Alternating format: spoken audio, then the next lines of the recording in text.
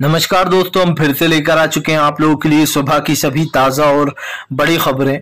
फटाफट अंदाज में एक एक कर कर बताएंगे आपको आज देश और दुनिया से क्या बड़ी खबरें निकलकर सामने आ रही हैं। लेकिन उससे पहले दोस्तों एक नज़र डालेंगे सुर्खियों पर। प्रधानमंत्री नरेंद्र मोदी के ऊपर गरजे राहुल गांधी, बोले देश की विचारधारा से बड़ी नहीं है प्रधानमंत्री की विचारधारा, डर गई है बीजेपी इंडिया नाम सुन के।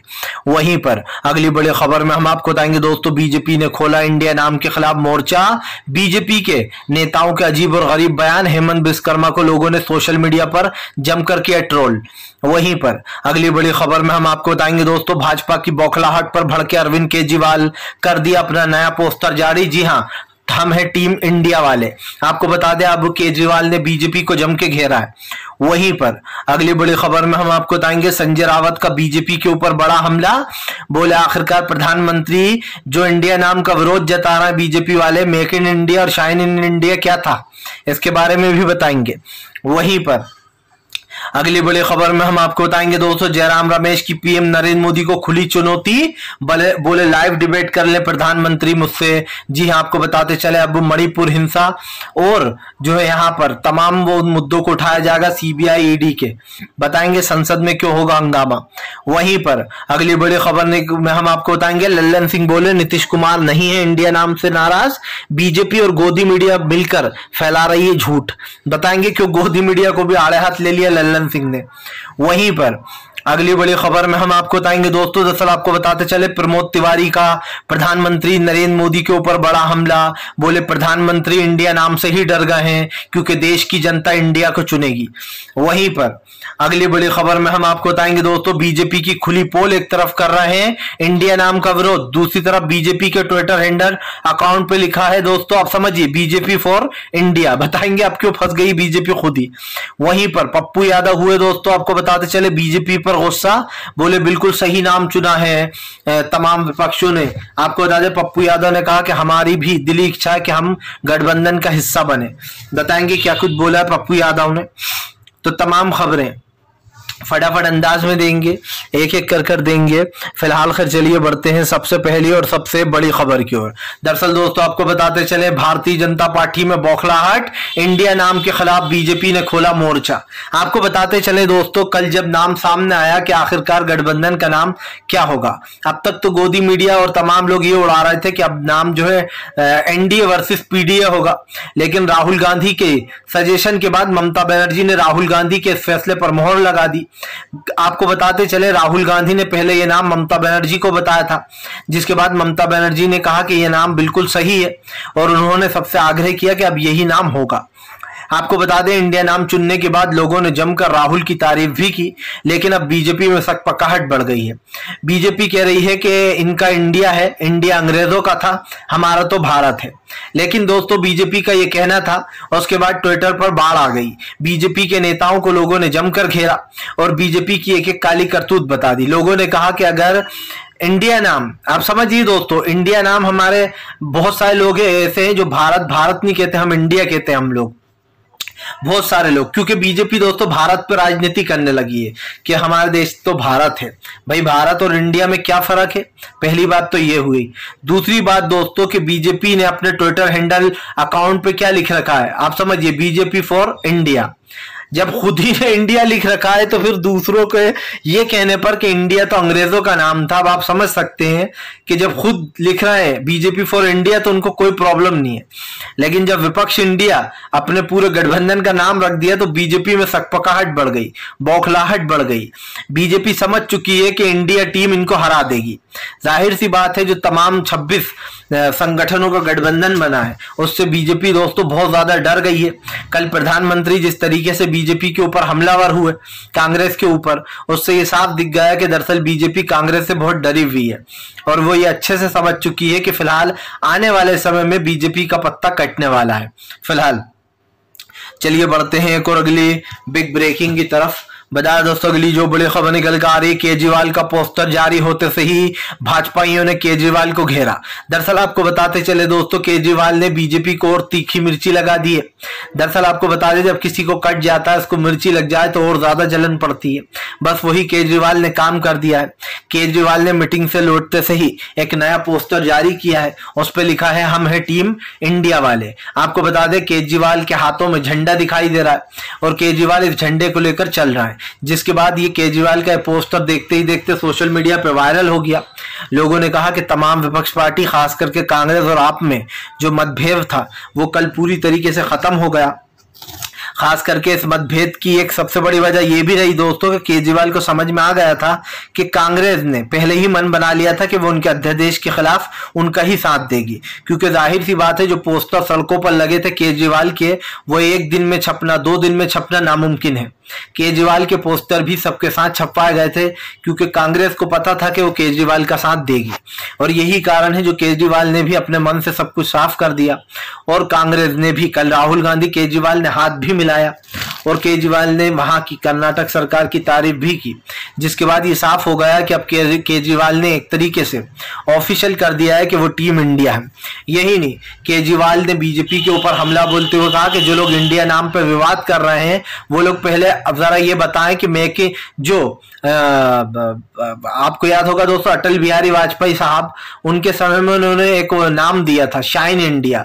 वो क्या था? अगर बीजेपी कह रही है इंडिया नाम तो अंग्रेजों का है, तो फिर शाइन इंडिया क्या था? मोदी जी का भी हाल ही में मेक इन इंडिया क्या था? खुद ही मेक इन इंडिया नाम देते हैं, खुद ही शाइन इंडिया नाम दे देते हैं, लेकिन जब विपक्ष नाम इंडिया रख लेता है तो डरने लगते हैं, क्योंकि जाहिर सी बात है जब बात हमारे देश इंडिया की आती है तो तमाम जनता इंडिया को वोट करेगी, इंडिया टीम को। इसीलिए बीजेपी बौखला रही है। बीजेपी ने सोचा भी नहीं होगा कि राहुल गांधी एक ऐसा नाम सजेस्ट करेंगे विपक्ष को जिसके बाद उस पर मोहर भी लगेगी और बीजेपी में सकपकाहट भी बढ़ जाएगी। इससे साफ दिखाई दे रहा है कि 2024 का रिजल्ट तो अभी ही बता दिया है मोदी जी ने, और ये डर साफ बता रहा है कि बीजेपी में इतनी ज्यादा हलचल तेज हो गई है कि अब तो प्रधानमंत्री कांग्रेस के 26 दलों पर हमलावर हो गए। चलिए बढ़ते हैं एक और अगली बिग ब्रेकिंग की तरफ। बता दोस्तों अगली जो बड़ी खबर निकल कर आ रही है, आपको बताते चले दोस्तों, मायावती का बड़ा ऐलान। बीएसपी की मायावती बोली, हम अकेले लड़ेंगे चुनाव। ये कांग्रेस जो है वो तमाम जातिवादी पार्टियों को अपने साथ ला रही है ताकि वो सत्ता में आ सके। अब आप समझिए दोस्तों, बीजेपी की सबसे बड़ी भक्त, बीजेपी की बी टीम, जी हाँ बीएसपी और खास करके मायावती, इन्होंने अब कहीं ना कहीं कांग्रेस पर निशाना साध दिया है। दरअसल दोस्तों कांग्रेस और तमाम संगठन ने मायावती, असदुद्दीन ओवैसी और जो है यहाँ पर कुछ और 1-2 दलों को जो है बायकॉट कर दिया। इनको अपनी विपक्षी एकता में भी नहीं बुलाया, क्योंकि सब लोग जानते हैं कि मायावती दोस्तों किसके लिए काम करती हैं। और मैं आपको बता भी दूं कि क्यों डरती है मायावती। मायावती के ऊपर पड़े थे ईडी सीबीआई के छापे, उनके पास तो करोड़ों रुपए की संपत्ति जब्त की गई थी उनके और उनके भाई के पास से, और न जाने किस किस के नाम पर ये संपत्तियां करवा रखी थी। बीजेपी ने एक ऑफर दिया होगा मायावती को कि इस उम्र में या तो जेल चली जाओ इस उम्र में, या फिर हमारा साथ दो। मायावती ने जेल जाने से बेहतर बीजेपी का साथ देना समझा, इसीलिए रातों रात मायावती का वो संपत्ति वाला मैटर गायब कर दिया गया। आज उसकी चर्चा तक नहीं होती, वरना आप समझिए नवाब मलिक को कितनी पुरानी प्रॉपर्टी खरीद के मामले में बीजेपी ने अब तक जेल में पटक रखा है। अनिल देशमुख के ऊपर घपले के आरोप थे, वो कई दिनों तक 7-8 महीनों तक जेल में रहे। मनीष सिसोदिया अभी भी जेल में। तो फिर मायावती क्यों नहीं? क्योंकि मायावती ने बीजेपी की बात मान ली। मायावती बीजेपी का काम आसान करती हैं। अब वो कह रही है कि कांग्रेस जोड़ रही है इन छोटे सभी दलों को, और वो इन सबको सिर्फ इसलिए साथ में ला रही है, इन जातिवादी पार्टियों को, क्योंकि वो अपनी सत्ता में वापसी कर सके। लेकिन दोस्तों शर्म की बात यह है कि मायावती कह रही है जातिवादी पार्टी है, जबकि सबसे बड़ी जातिवादी पार्टी बीजेपी है। और कौन जात पात करता है? ना केजरीवाल करते हैं, ना कांग्रेस करती है। केजरीवाल भले ही राजनीति करते हो लेकिन जात पात पे वो नहीं बोलते हैं। फिलहाल चलिए बढ़ते हैं एक और अगली बिग ब्रेकिंग की तरफ। बता दोस्तों अगली जो बड़ी खबर निकल कर आ रही है, संजय रावत का बीजेपी के ऊपर बड़ा हमला। बोले प्रधानमंत्री इंडिया नाम से बहुत डरते हैं, उनको बहुत डर लगता है। आपको बता दें संजय रावत ने कहा कि पहले अपने गिरबान में झांको, उसके बाद दूसरों पर उंगली उठाना। प्रधानमंत्री नरेंद्र मोदी कल की बैठक के बाद बौखलाए हुए हैं। संजय रावत ने कहा कि प्रधानमंत्री की बौखलाहट दिखाई दे गई है उनके भाषणों में। दरअसल आपको बता दें, प्रधानमंत्री ने अपने भाषण में कहा था कि ये 24 वाले 26 घटक दल एक साथ आ रहे हैं, ये सबसे बड़े भ्रष्टाचारी दल हैं। आप समझिए, जो सबसे बड़े भ्रष्टाचारी होते हैं उनको तो मोदी जी अपनी गोद में बिठा कर लेते हैं। अभी अजीत पवार और एनसीपी के ऊपर 70,000 करोड़ का घोटाला बता रहे थे कि इनके ऊपर घोटाले के इल्जाम है। दूसरे ही दिन बीजेपी ने अपनी गोद में बिठा लिया अजीत पवार को और उन नेताओं को जिनके ऊपर गंभीर आरोप थे। यही नहीं, प्रधानमंत्री के ऊपर संजय रावत ने हमला बोलते हुए कहा कि फिलहाल पहले ये बताइए कि आपका मेक इन इंडिया क्या था, जो आपके मंत्री बार बार नारे लगाते फिर रहे थे मेक इन इंडिया। और यही नहीं, मोदी ही इंडिया है, इंडिया ही मोदी है, ये नारे भी लगाए गए हैं। फिर इंडिया नाम क्यों यूज करा मोदी जी ने? यही नहीं, बीजेपी के ट्विटर हैंडल अकाउंट का, जैसे कि मैंने बताया, बीजेपी के ट्विटर हैंडल अकाउंट का नाम है दोस्तों, आप समझिए, बीजेपी फॉर इंडिया। तो आप इतने ज्यादा क्यों बौखलाए हुए हैं? संजय रावत ने कहा कि आपको एक नाम से चिढ़ हो गई है, आप इस नाम से डर गए हो। आपको पता है कि जब बात इंडिया की आएगी तो लोग इंडिया नाम सुनकर ही वोट करेंगे। और ऐसे में दोस्तों बीजेपी भड़की हुई है, बीजेपी को समझ में नहीं आ रहा कि वो इंडिया नाम का क्या करे, जबकि बीजेपी हर ओकेशन पे इंडिया यूज कर लेती है। Make in India, shine India, यही नहीं, मोदी ही इंडिया है, इंडिया ही मोदी है, इस तरीके के भी नारे दिए जाते हैं। तो जिन लोगों को इससे टेंशन हो रही है वो लोग कुछ भी कर ले, नाम तो अब यही रहेगा, क्योंकि राहुल का जो दिमाग है दोस्तों बीजेपी से 10 गुना आगे मानता हूं मैं। और प्रधानमंत्री से काबिल प्रधानमंत्री राहुल गांधी बन के बताएंगे, देख लेना आप आने वाले समय में। चलिए बढ़ते हैं एक और अगली बिग ब्रेकिंग की तरफ। बता दोस्तों अगली जो बड़ी खबर निकल कर आ रही है, आपको बताते चले दोस्तों, जयराम रमेश उठाएंगे संसद में बड़े मुद्दे, पीएम नरेंद्र मोदी के ऊपर साधा निशाना। आपको बता दें, जयराम रमेश का कहना है कि मैं प्रधानमंत्री को खुला चैलेंज देता हूं कि वो आकर जो है यहाँ पर मुझसे दो हाथ, यानी कि लाइव कॉन्फ्रेंस में आकर मुझसे लाइव डिबेट कर लें, उन्हें पता चल जाएगा कि कौन सही है कौन गलत है। जयराम रमेश का कहना है कि मैं संसद में सबसे पहला मुद्दा यूनिफॉर्म सिविल कोड का उठाऊंगा और यूनिफॉर्म सिविल कोड के मुद्दे पर कांग्रेस बीजेपी को घेरेगी। उसके बाद दूसरा मुद्दा जयराम रमेश ने बताया कि हम मणिपुर पर बात करेंगे कि प्रधानमंत्री ने मणिपुर की हालत पर न कोई जायजा लिया, न उन्होंने मणिपुर के लोगों से बात की और न वो मिलने गए। तीसरा जो मुद्दा रहेगा वो गरीबी और बेरोजगारी और खास करके महंगाई का रहेगा। जिस तरीके से टमाटर के दाम 100 रुपए के भी पार चले गए, ये हमारे देश के गरीब और जो किसान लोग हैं दोस्तों उनके लिए बड़ा ही खतरे का काम है, क्योंकि जाहिर सी बात है जब सब्जियां ही इतनी महंगी हो जाएंगी तो लोग खरीदेंगे कैसे। खास करके दोस्तों महंगाई, गरीबी, बेरोजगारी जैसे मुद्दों से भागने वाली बीजेपी की आज असलियत आपके और हमारे सामने है। मैं तो यही कहना चाहूंगा कि भारतीय जनता पार्टी में हड़कंप मचा हुआ है दोस्तों। बीजेपी समझ नहीं पा रही है कि वो क्या करे, किधर जाए, किस तरफ मुड़े, क्योंकि जाहिर सी बात है भारतीय जनता पार्टी को समझ में ही नहीं आ रहा है कि अभी उसे करना क्या है। चलिए बढ़ते हैं एक और अगली बिग ब्रेकिंग की तरफ, लेकिन उससे पहले हम आपको बता दें दोस्तों कि बीजेपी में एक और रॉड छिड़ी हुई है। जहां एक तरफ जो है यहाँ पर बीजेपी इंडिया नाम से चढ़ रही है, तो वहीं दूसरी तरफ बीजेपी के एक सर्वे ने नींद उड़ा रखी है जिसमें बीजेपी हार रही है फिलहाल। चलिए बढ़ते हैं एक और अगली बिग ब्रेकिंग की तरफ। बता दोस्तों अगली जो बड़ी खबर निकल कर आ रही है, हेमंत विश्वकर्मा ने किया बयान।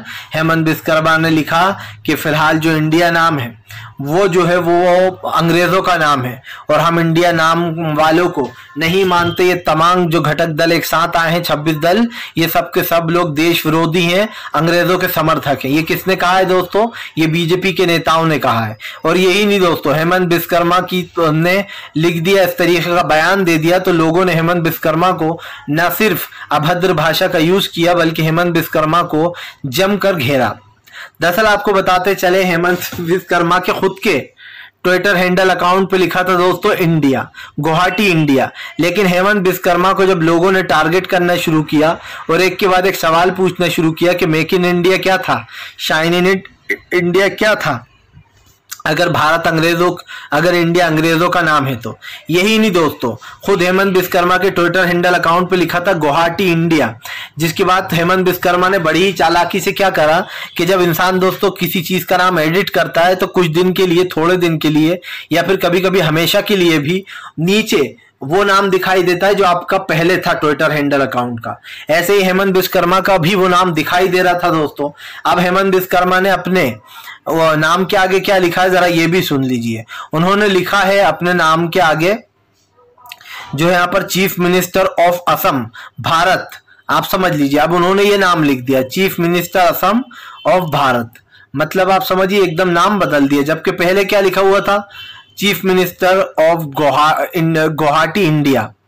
यानी कि दोस्तों इतनी बौखलाहट कि खुद के पे भी लिखा इंडिया है लेकिन जल्दी से नाम बदलकर भारत लगा दिया और लोगों में ये फैला रहा है कि अरे इंडिया नाम तो अंग्रेजों का, खुद ही नाम यूज कर रहे हैं। और जब विपक्ष ने रख लिया तो बीजेपी को दर्द होने लगा। और दोस्तों सबसे बड़ी बात यह कि अगर टीम इंडिया नाम अंग्रेजों का है तो फिर तो आपको जो है यहाँ पर जो टीम इंडिया जो क्रिकेट खेलती है उसका नाम तुरंत चेंज करा देना चाहिए था।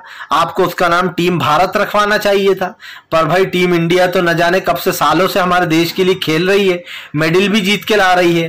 तब तो आपने नहीं किया कि भैया टीम इंडिया तो अंग्रेजों का नाम है, क्योंकि तब आपको समझ में नहीं आया होगा। अब आपने जोर लगाया दिमाग पे, थोड़ी बादामें खाई तो आपको पता चला कि अरे कांग्रेस तो खेल गई। एक ऐसा नाम रख लिया उसने जिसके बाद हम सत्ता में वापसी नहीं कर पाएंगे। यही नहीं, यहाँ पर कई लोगों ने तो ट्विटर पर यह भी लिख दिया है कि प्रधानमंत्री अब अपनी अगली जॉब ढूंढना शुरू कर दें, क्योंकि अब वो इस जॉब से तो बर्खास्त होने वाले हैं बहुत जल्दी। जी हाँ, उनको जो सस्पेंड कर दिया जाएगा। लोगों ने जमकर सोशल मीडिया पर मजे लिए और प्रधानमंत्री को नई जॉब का ऑफर भी दे डाला। चलिए बढ़ते हैं एक और अगली बिग ब्रेकिंग की तरफ। बता दोस्तों अगली जो बड़ी खबर निकल कर आ रही है आपको बताते चले दोस्तों। भारतीय जनता पार्टी के ऊपर जमकर गरजते हुए नजर आए संजय सिंह। बोले बीजेपी में बौखलाहट तो उसी दिन से है जिस दिन से विपक्ष एक हुआ है। संजय सिंह ने कहा कि ये जो मीटिंग हुई है ये बहुत ही जबरदस्त मीटिंग हुई है। तमाम लोगों ने साथ में आपस में बैठकर बातें की और हम सब लोगों ने रूट तय कर लिया है। आपको बताते चले संजय सिंह ने कहा कि अगली मीटिंग महाराष्ट्र में होगी और महाराष्ट्र से दोस्तों विपक्ष अपनी ताकत भी दिखाएगा। जाहिर सी बात है दोस्तों, इन तमाम चीजों को लेकर बीजेपी तो घिरी हुई है ही, लेकिन इसकी तारीफ भी बहुत हो रही है। संजय सिंह ने कहा कि फिलहाल जिस वक्त विपक्ष एकजुट हुआ तभी हम लोगों ने तय किया था कि हम अपने मतभेद भुलाकर देश के लिए लड़ेंगे। दरअसल दोस्तों ये लड़ाई सिर्फ आपकी मेरी या फिर उन तमाम चंद लोगों की नहीं है, ये देश की लड़ाई है दोस्तों। ये पूरे देश की लड़ाई है, जनता की लड़ाई है और इसमें हमें दोस्तों विपक्ष को सपोर्ट करना चाहिए। जब भी कभी वोट डलें तो मेरी तो आपको यही राय है कि आप दोस्तों गठबंधन को वोट दीजिए, क्योंकि सबसे बड़ी बात यह है कि हमें देश में एक ऐसी सरकार चाहिए जो मीडिया को खुल के बोलने दिया करे। यही नहीं, मीडिया जो चाहे वो खुलकर करे। आज जो है मेन स्ट्रीम मीडिया की हालत ऐसी हो गई है कि जो सरकार बोलने को बोलती है मीडिया वही बोलती है। अगर वो ये ना करे दोस्तों तो इनके चैनलों पर गाज गिर जाए। इनके मालिकों ने तो साफ किया डाला है चैनलों के ने कि बस मोदी जी की तारीफ करते रहो दिन भर, विपक्ष को गलत बताओ, कुछ झूठी खबरें उड़ाओ और भैया बस चलाते रहो चैनल। जब दूसरी सरकार आएगी तो हम उसकी चापलूसी कर लेंगे, कुछ भी कर लेंगे, लेकिन अभी तो मोदी जी ही हैं भैया करता धरता, इसलिए उनकी चापलूसी करना बहुत जरूरी है। और पूरी मीडिया यही करती रहती है और ये आप भी जानते हैं और मैं भी जानता हूं कि इस बात में 100% सच्चाई है कि पूरी मीडिया गोदी मीडिया में तब्दील हो चुकी है। चलिए बढ़ते हैं एक और अगली बिग ब्रेकिंग की तरफ। बता दोस्तों अगली जो बड़ी खबर निकल कर आ रही है आपको बताते चले दोस्तों। टीएमसी की ममता बनर्जी ने दिया राहुल गांधी का साथ। बोले राहुल गांधी मेरे फेवरेट। राहुल ने जो बोला वही नाम ममता ने सबको चूज कराया। दरअसल दोस्तों ममता बनर्जी और राहुल गांधी के बीच में कमाल की केमिस्ट्री देखने को मिली कल। अब तक तो दोनों ही टीमें लड़ रही थी टीएमसी पंचायत चुनाव को लेकर, लेकिन कल जब ममता बनर्जी आधे घंटे तक सोनिया गांधी से बात करती रही, उसके बाद जब उन्होंने राहुल गांधी से बात की तो इनके भी जो मतभेद थे वो सबके दूर हो गए। यही नहीं दोस्तों, आने वाले चुनाव के लिए विपक्ष एकजुट हो रहा है। सब जानते हैं कि फिलहाल पीएम तो कांग्रेस से ही होगा और वो राहुल गांधी ही होंगे और वही कैंडिडेट भी होंगे। जल्दी ही सुप्रीम कोर्ट फैसला सुनाएगा, मुझे पूरी उम्मीद है डीवाई चंद्रचूड़ जो है वो राहुल गांधी को राहत देंगे और इस केस को रफा दफा करवाएंगे। लेकिन सबसे बड़ी बात यह है दोस्तों कि राहुल गांधी को लेकर देश की जनता की विचार बहुत अच्छे हैं। दूसरे नंबर पर राहुल गांधी है पॉपुलैरिटी के मामले में, इसलिए ये लोग तो उड़ाते रहते हैं कि नीतीश को बना देंगे, कोई कहता ममता को बनाया जाएगा पीएम कैंडिडेट। ये सब बातें दोस्तों दोस्तों फर्जी हैं, झूठी हैं, क्योंकि जाहिर सी बात है ये लोग इनकी पॉपुलैरिटी में अगर देखा जाए तो राहुल गांधी से कई पीछे हैं। अरविंद केजरीवाल भी, ममता बनर्जी भी, क्योंकि भारत जोड़ो यात्रा के बाद राहुल गांधी की एक छवि ही अलग बन गई है। वीडियो अच्छा